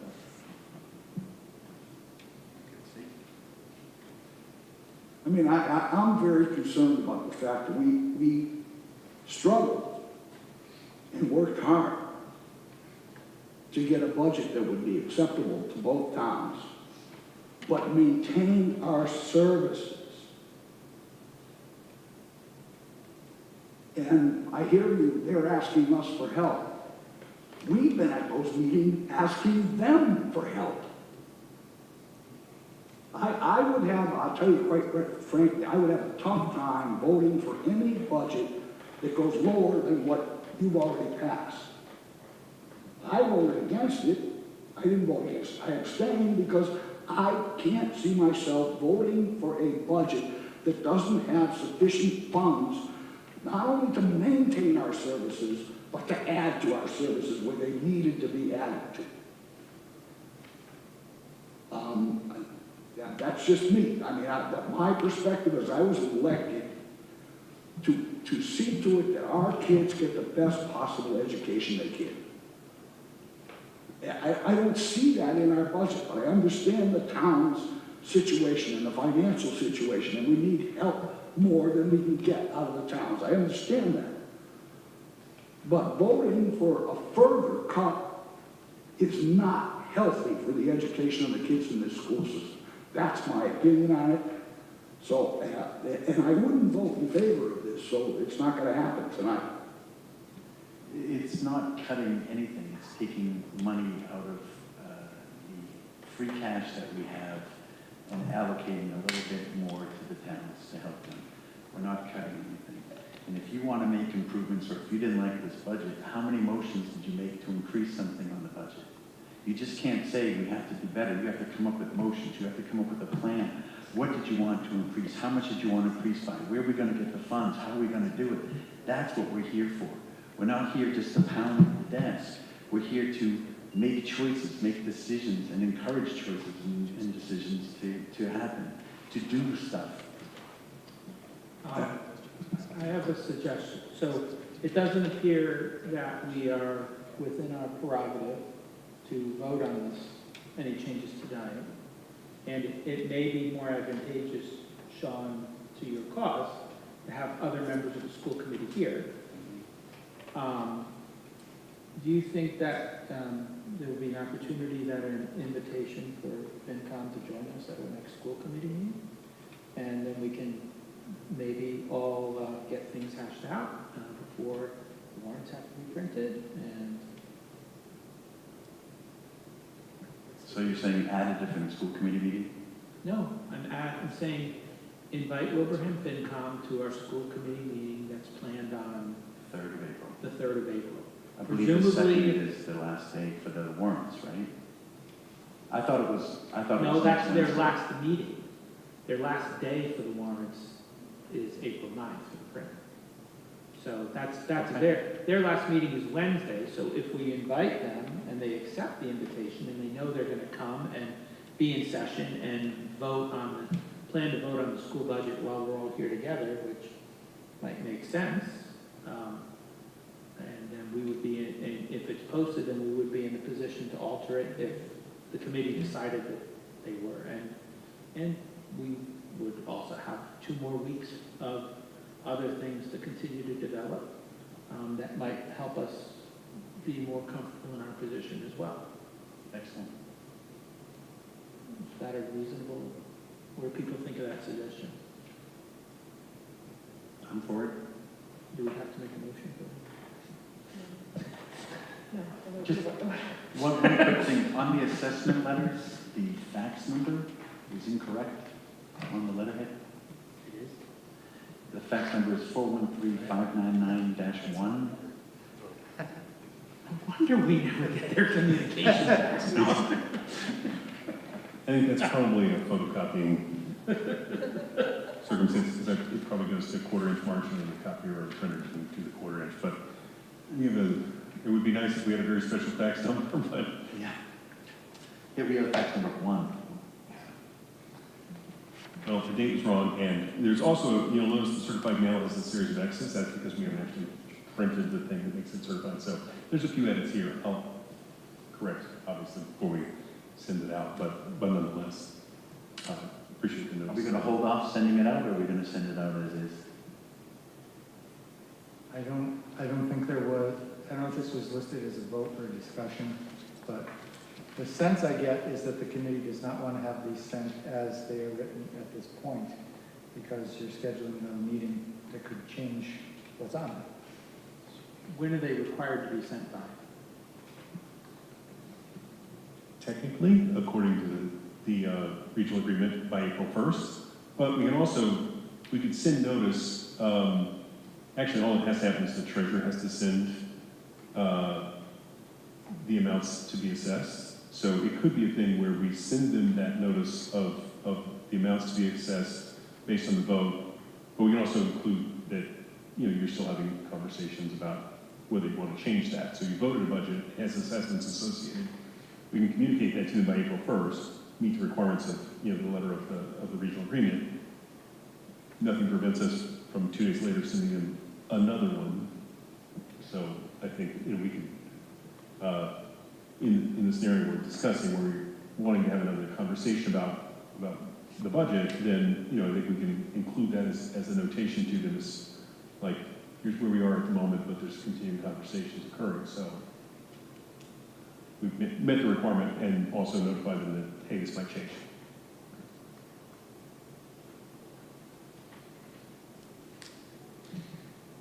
So you can send this out and then we can send a revised version? Okay. And I guess you need to reach out to the chair of FinCom, see if they, and hand an advisement. See if they all want to have a real one day. Do we want to invite the select boards as well, or just the FinComs and advisory? I think just the FinCom advisement. Okay. It should just be a working meeting. Great, thank you. Thank you, everybody. All right, so it's now time for public comment. Is there anyone here that's interested in making public comment this evening? Okay, so we will call on those that have signed up for public comment. We do ask that we call, you state your name and your affiliation with the district. So please sit, make sure you press the button, and plan to speak for 2 minutes. Thank you. Hi, my name is Karen Romano, and I just want to reiterate some of what's said, but also to say that I've been at the Finance Committee meetings for the last few weeks, and I've listened to what's said at the meetings for the last few weeks. And it's not just what's said, but it is the feeling in the room. It is the tension that is clearly felt there when you go to the meeting, which is a very different feeling than if you're just hearing what's being said, when you're actually there and listening to it. And I think that there's a lot of support in the community right now. I think that that's been great. I think that everybody is talking and trying to come up with ideas and solutions. And to that end, I agree with Mr. Kennedy that I think that the school committee also needs to be showing that they are willing to come up with solutions and come to the table with ideas on how we make this process work. And whether that's money from the E&D or whatever it might be, I feel like what the towns are saying is we need to collaborate. And so I think that as you're looking at what this process, I think it's a great idea to have FinCom come to the meeting. I think that was a good suggestion because I think the collaboration is what is needed right now, because otherwise it's very much becoming an us versus them situation. And I just don't see that that plays out well in the long run, and I think that the kids ultimately are going to suffer as a result of that. Thank you. Thank you, Karen. Is there anyone else here that's interested in making public comment this evening? Okay, thank you. So we will continue with subcommittee updates. We'll begin with the curriculum subcommittee. Lisa's not here this evening, but we have Mr. Hale here to discuss and present the high school program of studies, and Mrs. Smith.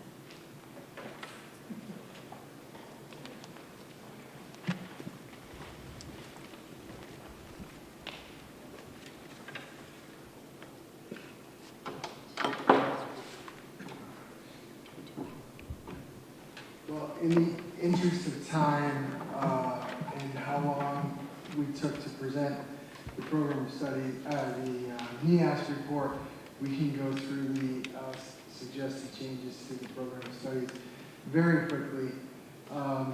In your packets is the memo that talks about our process for revising the program of studies and the courses that we offer at our high school each year. It's a collaborative and thorough process involving many stakeholders. The first suggested change to the program of studies is the graduation requirements and competency determinations, which you've already approved. So this just takes the work of the school committee and puts it into terms of our program studies so that all students and families are aware of the competency determinations. And then we get into 3 additional adds, and in the vein of your last discussion, these are no-cost adds. So they are changes to current curriculum. There might be some increased material costs for the genetics course, but we can assume those costs in our budget already. So, Nikki, you want to talk about genetics? Sure. Forensics has always been a very popular course at Minichog for seniors, but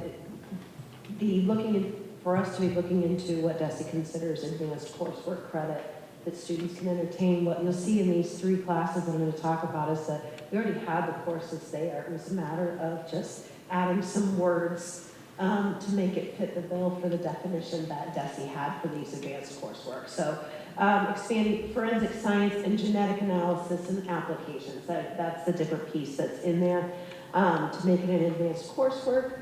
We, in our fine arts, music, history, and appreciation, again, it's not a new course. We've had a course of that. It's adding into, adding into some of the, pardon me, apologies, adding into the music and the appreciation, adding in just the language to make it qualify for advanced coursework as well. And then in the tech ed and business, I was happy to go along with Jack Demkowski from our tech department and look at some, Westfield High School being one of them, looking at the courses that they have that meets up with the project Lead the Way. And one of those is Introduction to Engineering Design. We are able to basically revamp, again, a course that we already have in order to fit the bill for this particular course. So those are the 3 classes that we're adding in. Project Lead the Way is something that extends the vertical alignment. We have Project Lead the Way K-8 at this point, and this extended into the high school, and we also get a grant associated with that. The second, or the other addition that we're suggesting to the program of studies mirrors the work that Dr. Provost has been doing on the Innovative and Career Pathways program for health and social assistance. As our first pathway, this is what we're proposing to inform students and families as we ready ourselves for approval of adding that pathway to our program. And that's really the only changes that we're suggesting. I do want to share maybe 20 seconds. AI, I'm on a big AI kick these days, is a powerful tool. And one of the things that a student of ours recently showed us, he wrote a paper about a book that he was reading in English class, and he had AI turn it into a podcast where 2 people were talking about the paper that he wrote. And Renee Considine said, I wonder if we could do that with any document. So if you hit play or...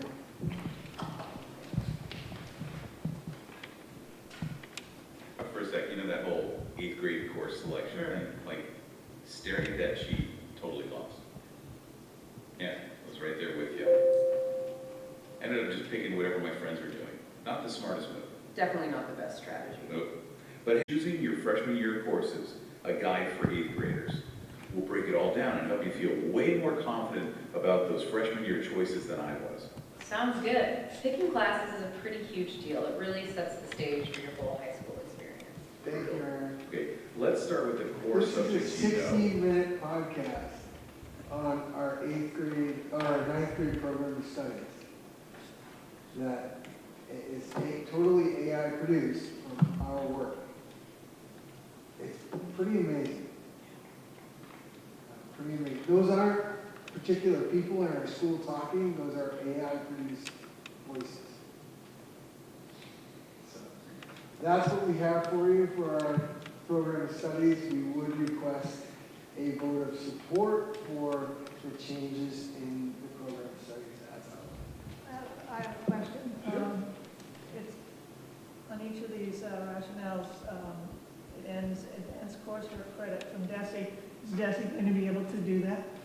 Yes, so there is a codification that Colleen Mayberry assigns to every course that we offer here. And depending on what that course qualifies for at the DESE end, we get credit. I can say though, for future advocacy, because I say it all the time, you only get, and not just Minnetonka, every high school in the Commonwealth, only gets credit for advanced coursework for students in grades 11 and 12. If you take an advanced placement class in freshman year or sophomore year, you go into junior year completing 0 advanced coursework, according to DESE. Yeah, I was just worried that that might have been one of the things that would kind of fall out of DESE's plate. Yeah, no, but Colleen is an outstanding data specialist for our district, and she makes sure all of those courses are codified in the correct way. Earlier tonight, you said that you have the experience sometimes, maybe more than you want, of someone in a blue tie showing up at your office saying, this is something we need to work on. We've had conversations about increasing the access to advanced coursework, and so I'm really happy to see that you made those slight modifications to rigor to create 3 new advanced coursework classes. Some of these are courses that I know are quite popular, so I think that's really going to increase our student participation in that. And it is an important rubric that we are judged on by the state, so thank you. I have a question. The classes that you've presented, maybe last year, even for the program of studies, were you able to maintain those courses as well? Yes, I would have to go back and look. I don't think rock band took off like we thought it would. But other than that, the courses ran from the program of studies. I make a motion to approve the changes to the 2025-2026 program of studies as presented this evening. Questions or discussion? All in favor? Aye. Anyone opposed? Motion carries 5-0. Thank you very much. Have a good day. Okay, so planning committee, nothing to report at this time. We do not have a confirmed date for the next meeting, but we will update you as soon as possible. Do we want to mention a recap of something from last night, or? I did not put it on the agenda as an update, so we can report, because there's a number of things that have to do with that as part of the planning committee update that has to do with the language that they were discussing last night. Finance, Operations, and Technology Subcommittee. Nothing new to report? Is there a meeting scheduled? There's not a meeting scheduled. Okay. So Lisa's not here tonight for the LPDEC collaborative update. Negotiation Subcommittee, nothing to report at this time. Policy Subcommittee, Mike? I guess we're happy to entertain if committees referred to us, but we haven't met. So our next meeting is, Aaron, it's coming up, right? Yes, it is.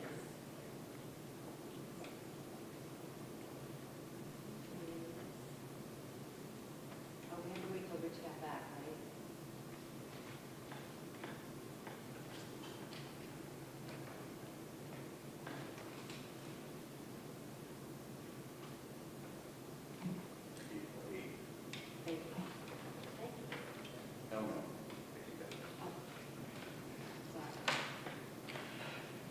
Well, we're looking for that date. Mike, do you have anything? No, the corporation. You're the corporation, right?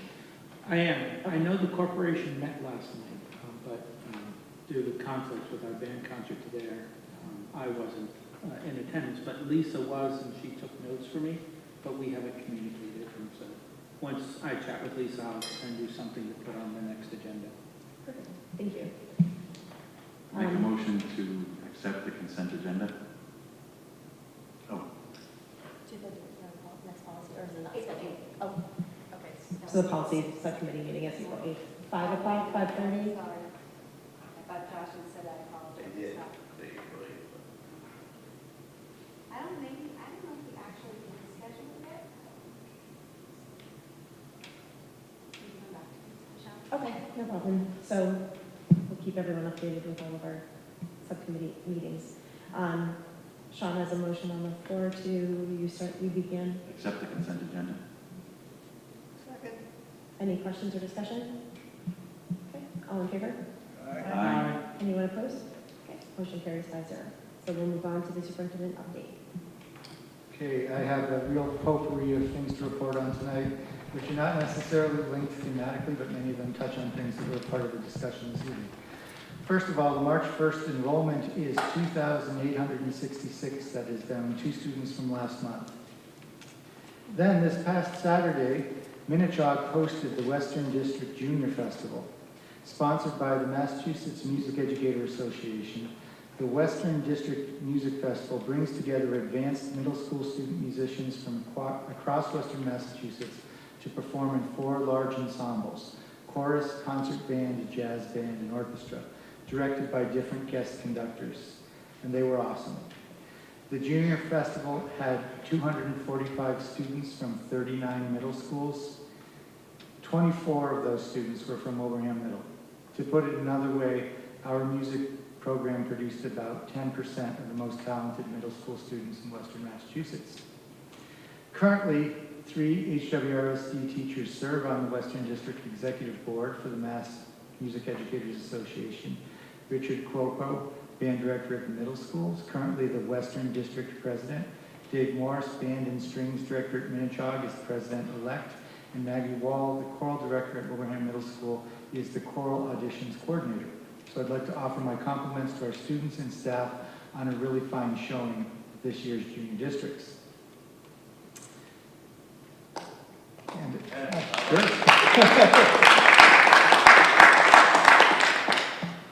Now, as you know, combating bullying and harassment has been a priority for the district. As of the middle of March last year, there were 23 substantiated acts of discriminatory harassment or bullying in the district. So far this year, there have been 10. The frequency has been cut in half, which is progress. In order to keep shifting school culture in a way that promotes safer school environments, we're planning to train cohorts of elementary and secondary students to deliver an active bystander curriculum to their peers. Students hear the message differently when it comes from their peers, and students spend much more time with each other, both in person and online, outside of school, than they spend in school. So, to further reduce harassment and bullying, we want to infuse the youth culture with a critical mass of young people who have the moral courage to do the right thing, who will not look the other way or hide their own feelings when they see a peer being mistreated, who will take responsibility for saying or doing something when they see a peer being picked on, who know what they can say or do to interrupt the behavior, and who won't allow fear of disapproval or peer pressure to prevent them from standing up for someone who's being harassed or bullied. An announcement went out today seeking advisors for the new student group, and if anyone from the public is interested in servicing as an advisor, I encourage them to get in touch with me to talk more about this opportunity. John, if I may? Yes. The decrease that we're seeing in bullying, is that due to a decrease in bullying, or is that due to us redefining bullying so that some behaviors that might have been considered bullying before are no longer considered bullying? Is this a true decrease? The definition of bullying hasn't changed. The definition is in the statute. What we did change, you may recall, is our bullying prevention program. We focused a lot more on proactive measures and on trying to start this work with younger students, because we were hearing from students who were targets of bullying that a lot of this stuff was beginning in the elementary schools. So I think shifting our focus to trying to work with students from a younger age, and also just being more consistent in our approach has helped students to understand that we're really taking it seriously, and we're going to address the behavior whenever we see it. And so I think that, hopefully more than anything else, is what is led to the reduction. Thank you. Things like, training active bystanders among the peers, those types of efforts. I want to talk more about bullying in another piece of this, which is actually feeds right into the question that you just asked. So we've learned from talking to students that a lot of bullying occurs in our district when teasing or joking turns into something more serious. So we want to address this proactively by helping students to understand how they can kid around with each other without taking things too far. So after an extensive search, we found a lesson from a British organization called the Anti-Bullying Program, which is funded by the Diane Award.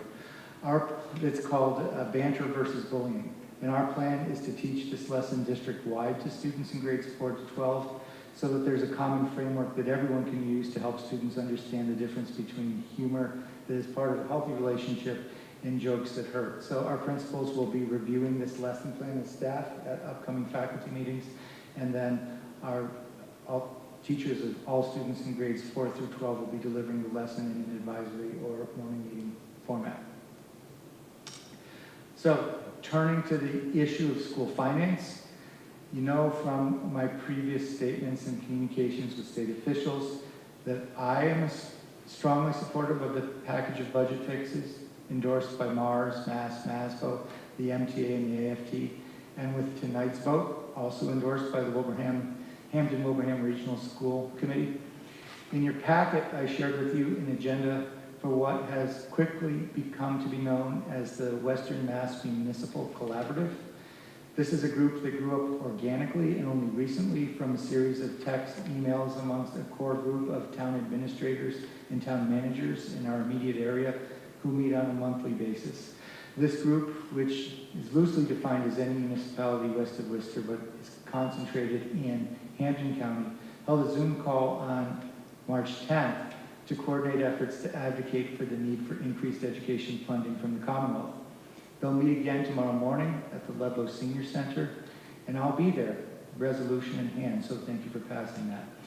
The goal of this meeting is to prepare a delegation of town administrators and town managers to offer comment at the Joint Ways and Means Committee meeting being held Monday, March 24th at UMass Amherst. I'll also be at that meeting and take this opportunity to once again encourage anyone who thinks the state should contribute more to the cost of public pre-K to 12 education to do the same. I'd like to thank town administrators Lisa Wong and Mark Strange for organizing this group, and send a special thanks to town administrator Bro for extending an invitation for me to join them. As I said many times before, this is such a critical issue for anyone. I can share, it's my first time in my experience as a superintendent that I've seen an issue bring together such diverse groups as the representatives of the regional school districts, the municipal officials, the school committees, the superintendents, the school business administrators, and the teachers' unions. Those are not necessarily always groups that are on the same side. When it comes to this, they are. I remain and will remain vigilant and vocal as the state budget process continues, and ask everyone who cares about the quality of our public education to do the same. Most of our students don't have access to the political process, so they're counting on us to be their voices. So, moving on to implementation of the 3-tier transportation model. As you know, I sent home a communication with preliminary bus schedules and start and end times for next year. As I indicated in that communication, there were some things that we need to tighten up. The biggest problem with the preliminary schedule is that it had buses arriving 20 minutes after the end of the academic day at elementary and middle school, which would leave students completely unsupervised for 5 minutes at both levels on a daily basis. As I look deeper at the problem, I realized that the fact that the middle school day is 10 minutes shorter than the high school day contributes to the problem. And the elementary school is even slightly shorter than the middle school day. It's as if we're starting a race with the stagger oriented in the wrong direction. So the runners on the inside are starting ahead of instead of behind the runners in the outer lane. So one solution to that may be to reorder the sequence of tiers so that schools with shorter days start and end first. That way the difference in length works in your favor at the end of the day. Buses have more time to get back to the schools to start the next run because the days are longer. Another solution may be to load buses with different levels at the same time. This would reduce the number of times buses need to cover the map, thereby allowing them to get back in time to pick up students. Earlier this week, we had a meeting with LPVEC staff to discuss both of these options. Based on those conversations, it seems that the first option might be most more feasible in the short term. Implementing the second option would depend upon a certain percentage of students opting out of transportation services and us not scheduling transportation for them, which is something we've never done before, in spite of the fact that our high school buses are about 2/3 empty.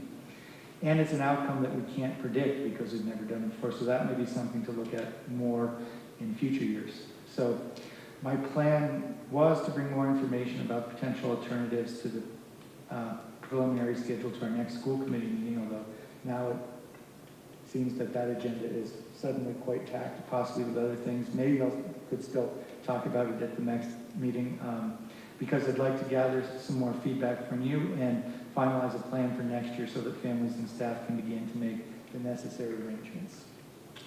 And finally, I'd like to congratulate this year's Excellence in Teaching Award winners, Kara Kennedy, music educator at Green Meadows and Sewell Road School. Stony Hill second grade teacher, Jill Pazinski. High school math teacher, Geraldine Fibironi. I always have someone help me. Fiminari, thank you. And beginning educator, Frankie Parfumi from Mile Tree School. So we'll end with one last viewing of the distribution of awards.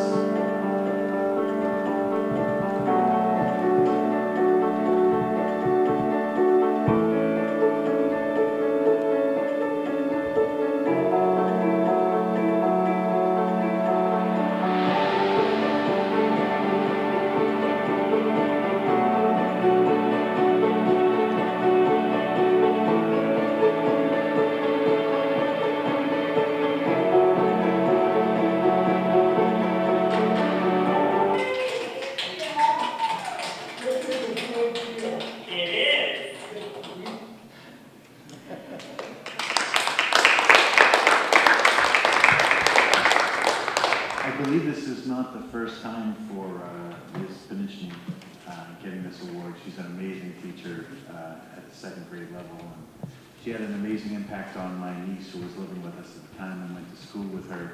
And my niece spoke Russian and Ukrainian, did not speak English very much. And by the next year, she was a peer tutor in English. So Jill is a rock star. And so are the other, Miss Canadian, my son, and Miss Perfumi. She was here before a couple weeks ago, and she was just absolutely amazing. Everyone, thank you. Any other questions or comments for John on any of the topics?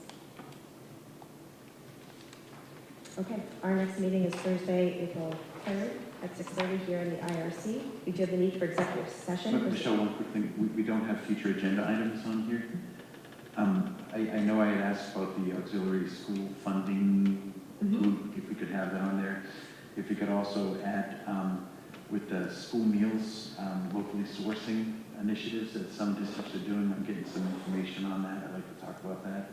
And as well as maybe putting on there to rename the Wilbraham Middle School. That's going to be under the planning. Okay. Yeah. Great. Michelle, we need the subcommittee policy April 9th at 5:30. Okay. Policy April 9th, 5:30 in the district conference room. Thank you, Aaron. So we do have the need for executive session pursuant to Mass General Law, C Chapter 30A, 21A3, to discuss strategy with respect to collective bargaining with HWEA or litigation if an open meeting may have a detrimental effect on the bargaining or litigating position of the public body, and the chair so declares. HWEA Unit A, C clerical and clerical contracts. To conduct strategy sessions in preparation for negotiations with non-union personnel, or to conduct collective bargaining sessions or contract negotiations with non-union personnel. Ms. Kalula and Dr. Furlos. So moved. Second. Okay, so we will be adjourning to executive session. We will not be returning, and we will be adjourning from there. So we'll do roll call in alphabetical order. Cheryl Fairlawn. Tim Collins. Sean Kennedy. Aye. Lisa Murray. Rich Rediker. Mike Gervasi. Yep. And Michelle Boudreau. Aye, so we're now in executive session, 8:40. We'll be staying here.